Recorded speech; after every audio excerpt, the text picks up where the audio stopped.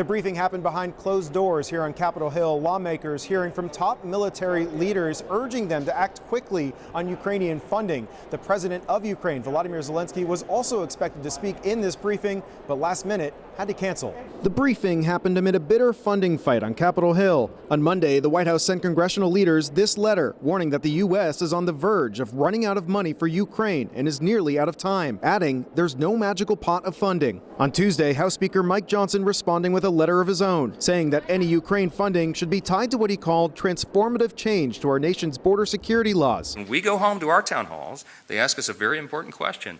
How can we be engaged in securing the border of foreign countries if we can't secure our own? And so we were at an impasse. Senator Chuck Schumer saying Republican demands for a major overhaul of border policies is a non-starter, but says that he will bring Biden's proposal to the Senate floor as soon as Wednesday, which would allocate $106 billion, not just for Ukraine, but also Israel, Taiwan, and for border security. If this fails because of border, that's not a bipartisan failure. That's a failure of the Republicans and the Republican leadership. Top GOP Senator Mitch McConnell saying on Tuesday that he's on board with Ukraine funding, but warned Democrats that they could lose Republican support if they don't up the ante on border security. Now is the time to pay attention to our own border, in addition to these other important international concerns. Now, the White House says that time is quickly running out, noting that as of mid-November, the Department of Defense had already spent 97% of the money previously allocated for the Ukrainian conflict,